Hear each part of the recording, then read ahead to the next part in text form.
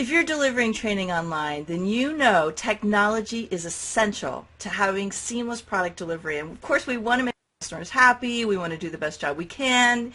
And I've run across this really cool platform and an extraordinary tool that's going to help you deliver first-class training to your customers online. And I got to tell you, the benefits of having an online training system that's easy to use are going to blow your mind. Hi, it's Melanie Benson-Strick here, and if we haven't met yet, I'm America's leading small business optimizer.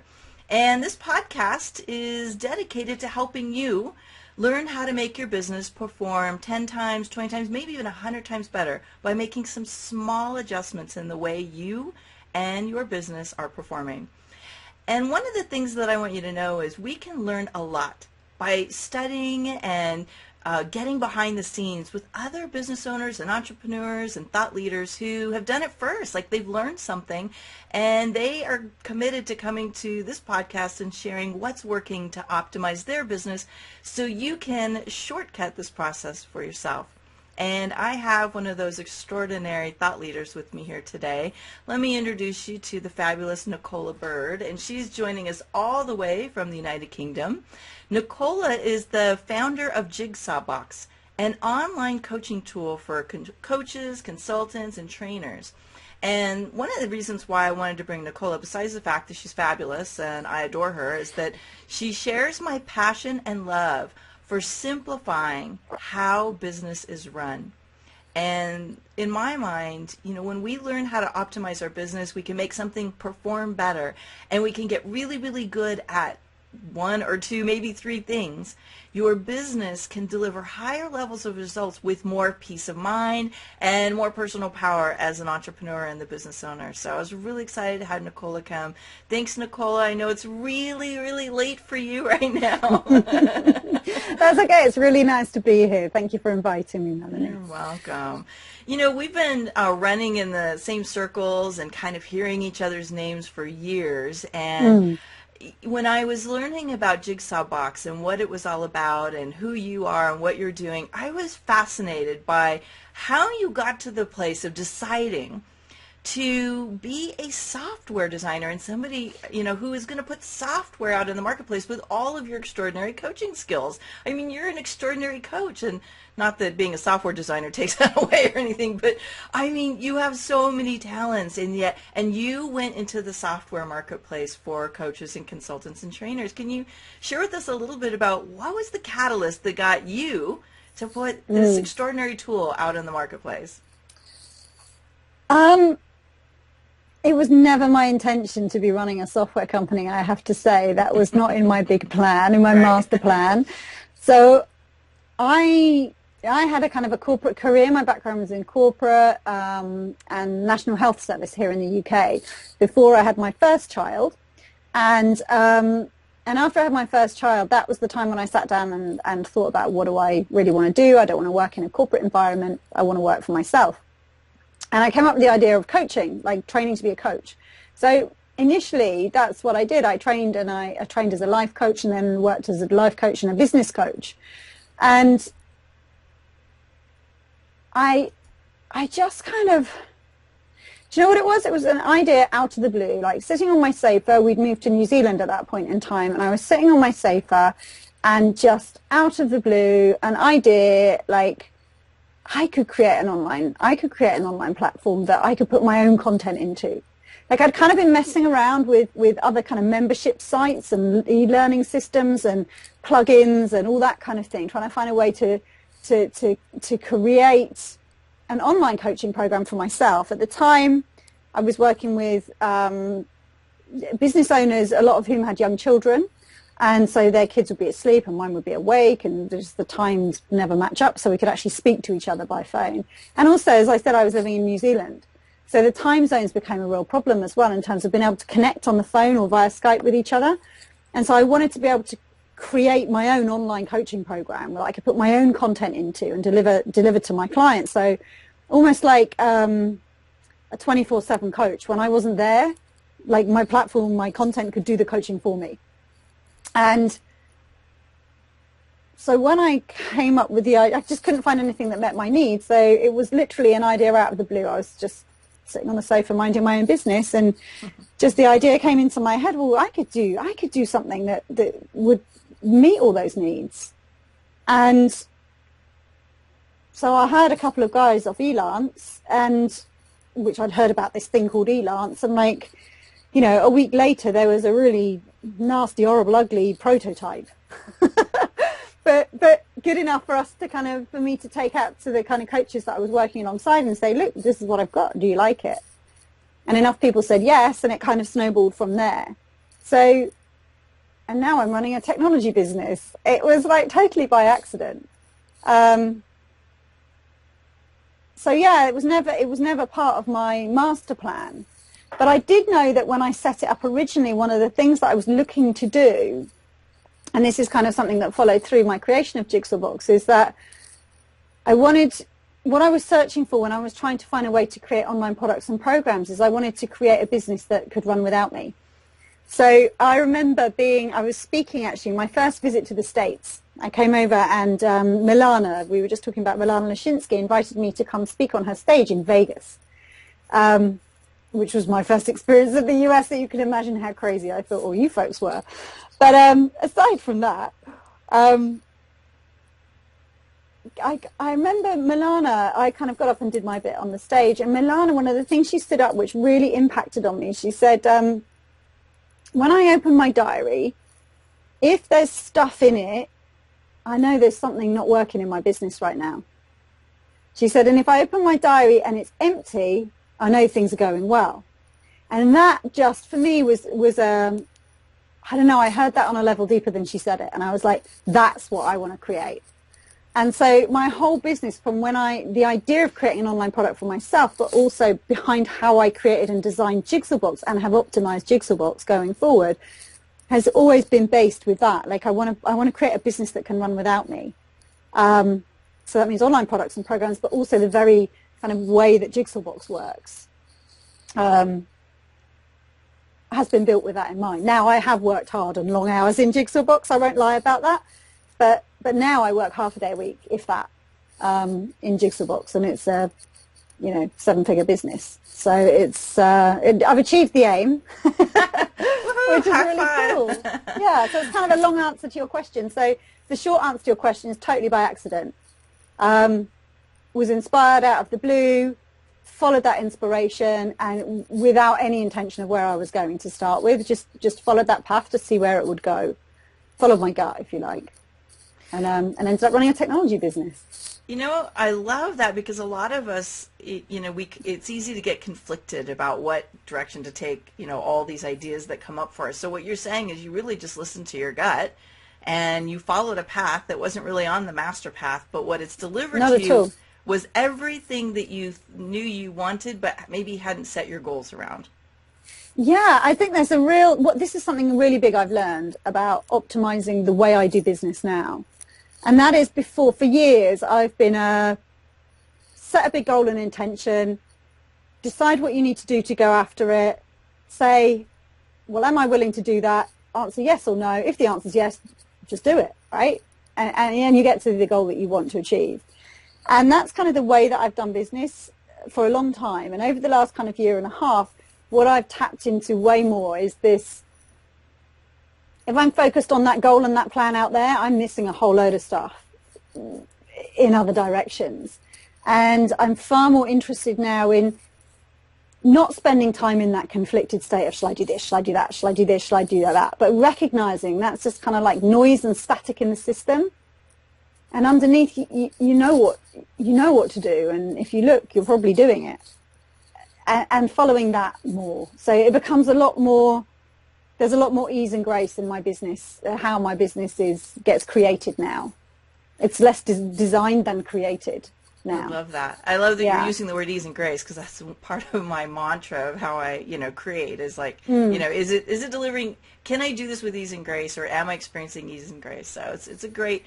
If you want to have a simplified business and you really want to optimize, I think that's got to be a big part of it, especially if you value peace and space, and when you want to experience some lifestyle in the process. So, you know, I want to dig into so much here, but I think the next thing I want to explore with you is just a little bit more about what Jigsaw does, because it's such a brilliant model. And Yeah. You designed it to solve a problem you were experiencing, but Mm. I know you're not the only one that was challenged by this. Maybe you can help us a little bit, like, what is the problem that Yeah. Jigsaw Box solves for people? Yeah, and it's really cool because I've noticed that's really changed over the last kind of 4 years. Ah, okay. The purpose of the product itself hasn't changed, but how we market it and how we educate people about it has. Because at the beginning of Jigsaw Box, like I could see that the problem I had is I wanted to coach.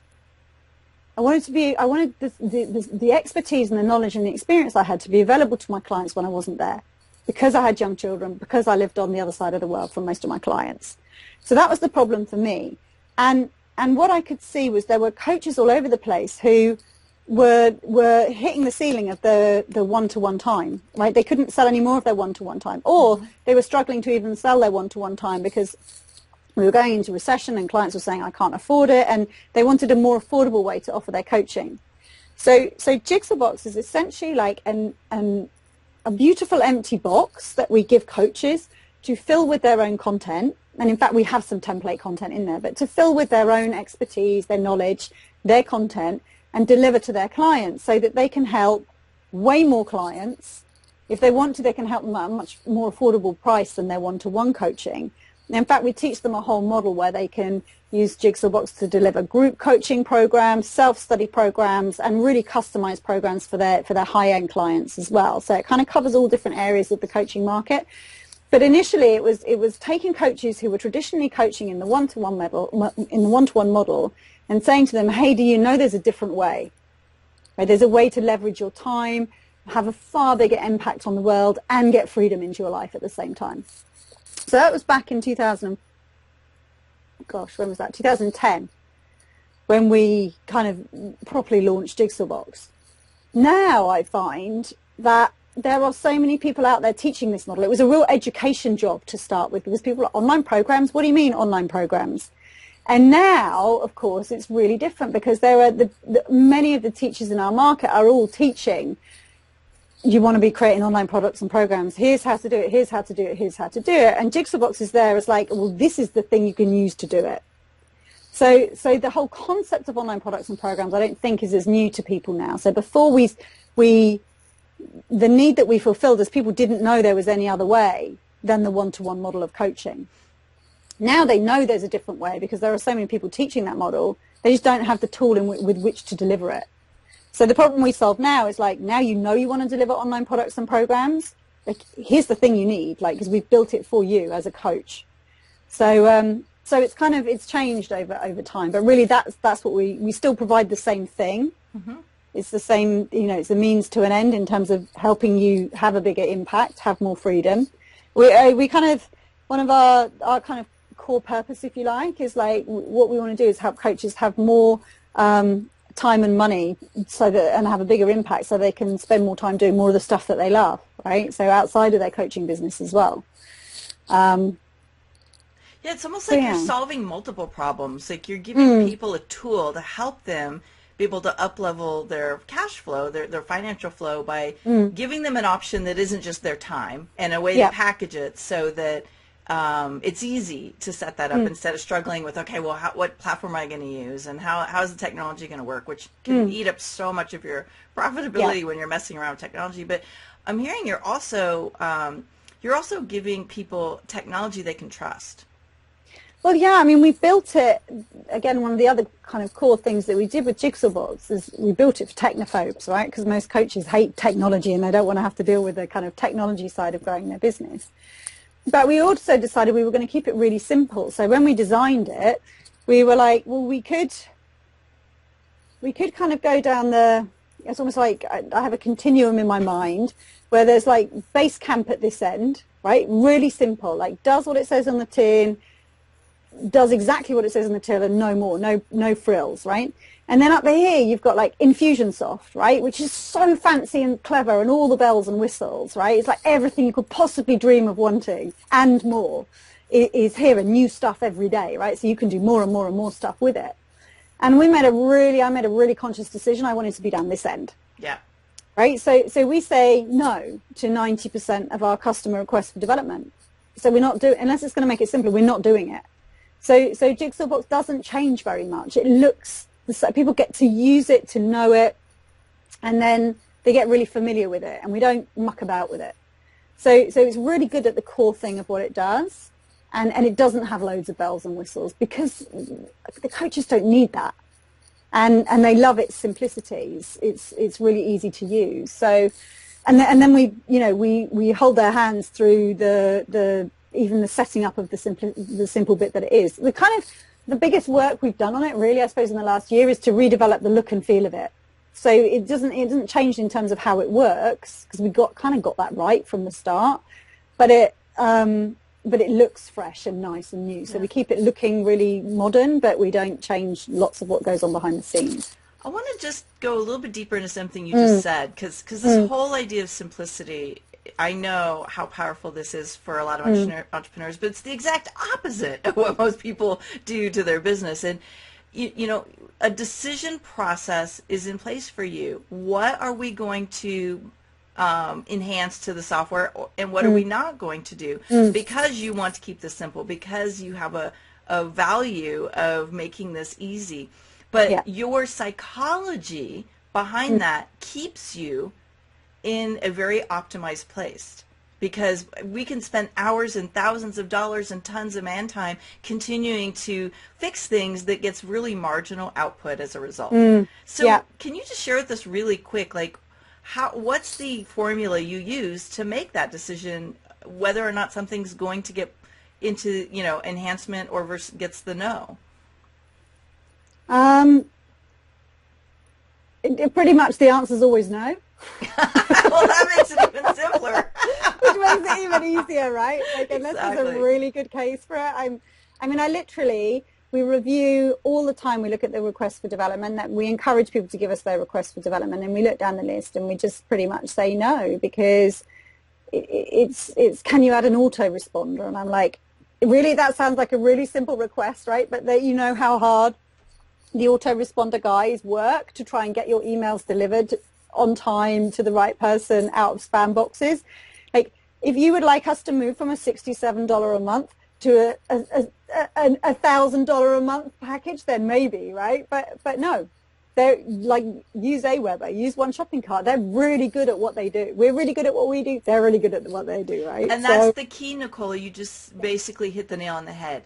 Be good at what you do, and don't try to be everything to everyone. That's our kind of mantra is we do one thing well rather than many things with mediocrity. Yeah, I love that. That's so important in optimizing.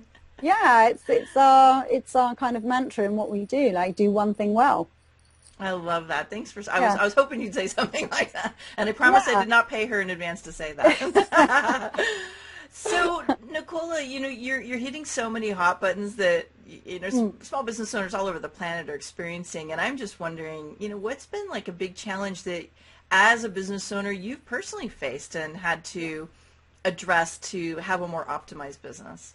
Well, I was just about to say we haven't always got it right. So, a couple of years ago, I hadn't got to the stage where I was out of my business yet. I was working really hard. I was traveling at weekends. I was speaking. I was either working on my business or worrying about my business 24/7. Very familiar to lots of entrepreneurs, right? To the extent that I made myself sick, and I got flu, and then I got migraines, and then I was just burnt out, run down, horrible. And as a result of that, I had to take a couple of months out of work, right? Like, and my team were amazing. So my team stepped up. I had to let them step up, whereas before I'd been micromanaging loads.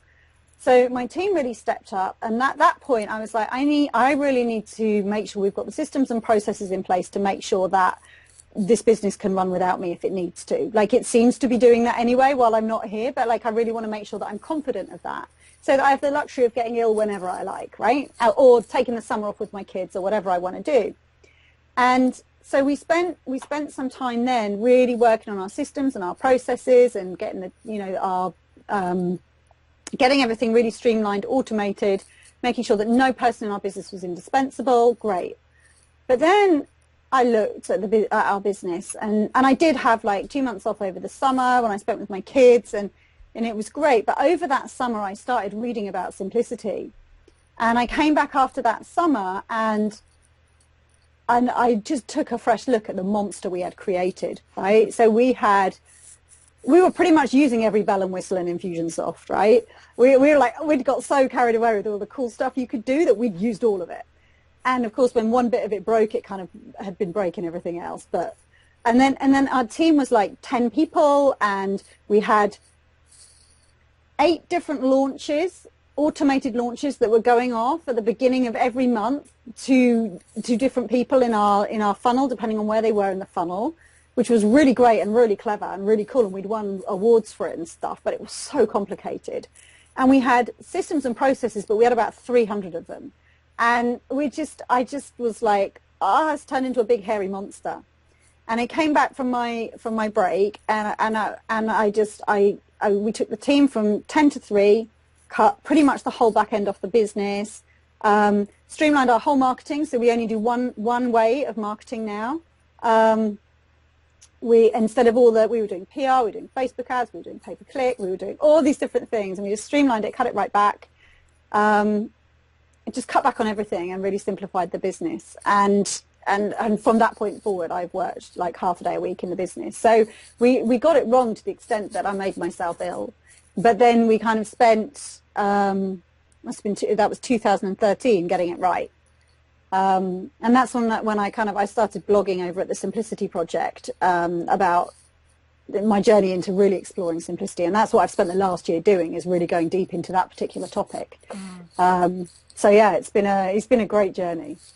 Do you find it easy or challenging to really allow yourself to streamline your focus and your creativity into, now 2 key things, but really keeping into one thing at a time?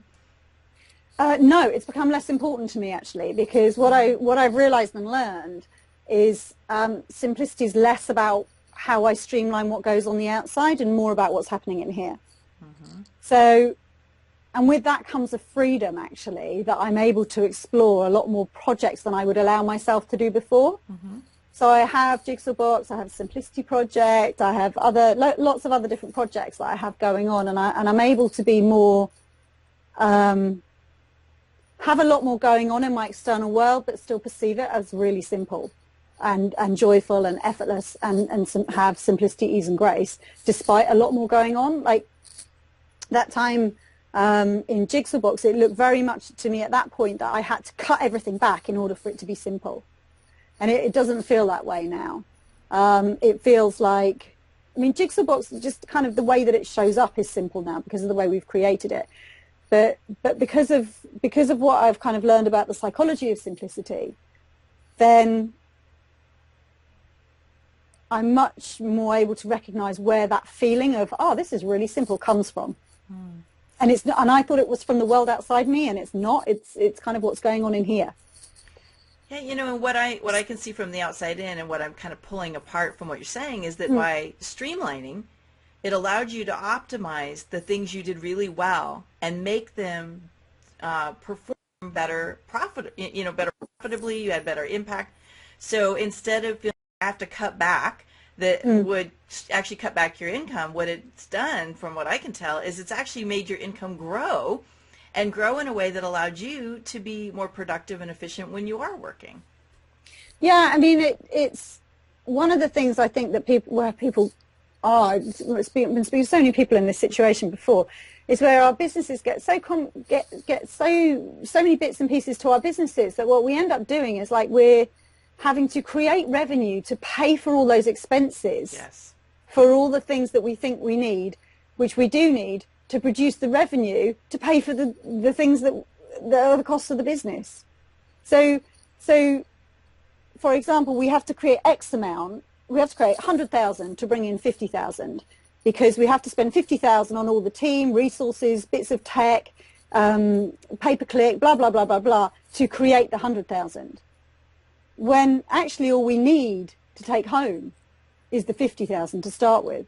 And if we didn't have all the team expenses, blah, blah, blah, blah, blah, we could just create that money really easily. And I see where, and that's kind of what we were doing in Jigsaw Box, is we created so many expenses from all the curly extras that we didn't need, that actually what's happened is our percentage of profitability has gone up. as we've simplified. Yeah, and you're saying two things. I want to be really clear. You're not saying you don't have a team. You're saying you got a more efficient, effective team to Yeah. deliver a very efficient like a well-oiled machine that's producing very well. And one of the Yeah. things that I have seen, and I found myself in this trap many years Mm. ago, and I see people do this all the time, is you over-create because you don't understand what works and what doesn't. So what you're saying is you caught yourself creating stuff just because, and then you're actually having to sell more or focus on launches or do whatever to compensate for the stuff that wasn't generating enough income to pay for itself. And that's a really slippery trap for people, is you're robbing this product line to pay for that product line because you're so attached to it and it's not really working, and it's huge. Yeah. Although I have to say my experience is so different now that I am starting projects without knowing whether they're going to generate revenue or not. Mm-hmm. And I am, whereas before it would have to be, like, it's got to generate X amount, and so I'm going to do these steps, and it better generate that, otherwise I'm not doing it, otherwise I'm not even going to start. And now I'm far more into the freedom that comes with exploring stuff. Like, I feel drawn to do that, I'm going to give it a go. I have no idea whether it's going to make money or not. I don't even care. Like, I'm following it because it feels like it's something I want to go explore. Yeah, but you're coming with a different set of parameters. It's not like this has to make money if I'm going to invest my time in it. It's my time is paid for when I'm experiencing what brings me joy and helps me feel like you're in your genius. And so Yeah, you it's have just much more feeling like you're in freedom. your flow, right? Yeah, It feels like you're in your exactly. flow. It's And beautiful. my kind of feeling is now that when you're doing that, you're going to end up somewhere. It might not be the place you thought you wanted to go, but you're going to end up somewhere, and it's going to be somewhere you're going to like if you're following that flow. And there may or may not be money attached to that.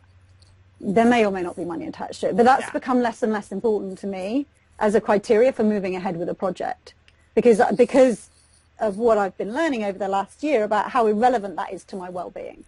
Yeah. And so what you've optimized in a way is your ability to make really good decisions to stay in your genius. No, what I have optimized, if you want to call it that, is I've totally changed direction as to where I'm looking for where my experience is coming from. So before I would look at, well, what's going on in the business, what's going on with my numbers, what's going on with my team, what's going on with this and that, and because that determines like whether I feel happy, whether I feel peace of mind, whether I feel contentment. Yep, you're measuring. And if the numbers on my dashboard go up, I'm happier, and if the numbers on my dashboard go down, I'm not so happy. And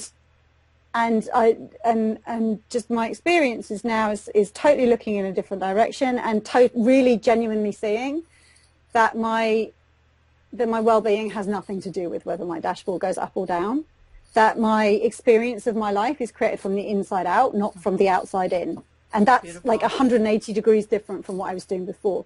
So if and even the word optimize seems far more suited to that old way of working than the new way that I work now, and my optimization strategy, as it were, is literally to turn around and look in the other direction. And that's what I'm interested in now, is like really exploring where that peace of mind and well-being comes from, because when I follow that, I'm in the flow and just stuff is simple. Yeah, I love it. I get it. I get it. Yeah. And sometimes it's kind of the words aren't as relevant as the feeling that you have. Very and much I think so. that's what really, you're saying. that's really key. Yeah. Yeah. So, do you have a favorite quote that is helping you to stay inspired in this new way of working and this new way of, letting your business evolve? It's not really. It's a quote I love at the moment. I don't know if it's driving me forward, but I just love that quote about simplicity is the ultimate sophistication. That's a Leonardo da Vinci quote, and I love that. I just think it's a beautiful, simple, sophisticated quote. So yeah, that's quote. Kind of, yeah. I like it. So anything exciting and new coming up for you that you want to share with us besides the ongoing opportunity to do Jigsaw Box? Is there anything exciting and inspiring for you in terms of the workflow? Well, we've got some really cool stuff going on at Jigsaw Box at the moment. So we've started doing like regular implementation days. So we get like hundreds of our jigsaw boxers all signed up, and they all get online on one day, and we kind of do calls every hour, so people are creating phenomenal stuff in the space of a day altogether, which is really good fun. Which is so brilliant because you're getting people to use the technology that they buy, so they don't say, sorry, I'm not using it. I mean, it's a beautiful support system. Yeah. I love it. So we're always looking at ways that, like, how can we help people actually use it? So we've got quizzes that help, like, deliver a way that you can use it. We've got the implementation stuff. We've got all the success stuff. So that's all going beautifully over at Jigsaw Box, and we have built such a wonderful community of coaches over there that it's just, I love that. My team do such a good job in doing that, and it's like all warm, fluffy, coachy, kind of really solid, warm, lovely community over there, and that's continuing to grow and develop, and I love that part of it. And then me personally, like I'm exploring over at the Simplicity Project. That's kind of where my focus has been for the last year, and I have no idea where next year is going to take me, because I've stopped setting big goals for the year and big targets for the year, because that takes me more away from that being in the moment kind of wisdom and flow that I'm really so yummy. I'm really enjoying that right now. So who knows? It could ask me again in a year what I ended up doing. I have no idea right now, and it's really good fun to go play. So we'll do a follow-up in a year. Yeah. See what happens. Awesome. Well, I love the idea of the Simplicity Project, and of course, I'm a huge fan of Jigsaw Box. I think it's a very simple tool. It has so much power, and it's an extraordinary resource that I think if you're delivering training, you absolutely have to check out. As a matter of fact, wherever you're watching this, we've put the link here if you want to go check out Jigsaw Box and see how that tool might power up your program delivery. You can check that out here or on the blog or wherever it is. We've got it right here on the screen below. And Nicola, thank you so much for giving us a glimpse behind the scenes of what I consider to be a very well-oiled machine, a very optimized business, but one that is being optimized in a way that has, I think, a very new paradigm approach to it. You're evolving into a way of being that is so juicy and so it's like I wanted to say it's delicious. It's such a weird use. Yummy. It's really yummy. Yeah. It is, and it's what I think so many entrepreneurs want when they start their business, but they get so caught up in everything, they really lose sight of it, and you really brought it home today for us. And so as you're listening in here today as our guest, share something that was maybe a little thought-provoking, maybe it's a little mind-altering, maybe a little bit of an aha moment for you. And if you are listening in on iTunes or one of the other stations, hey, come on over to the show page at melaniebensonstrick.com. Look for us on the blog and share with us a little bit about what was an aha moment for you today. Nicola, thanks so much from across the pond. I so appreciate you. And bye, everybody. Thanks for tuning in. We'll see you again next week. Thank you for having me.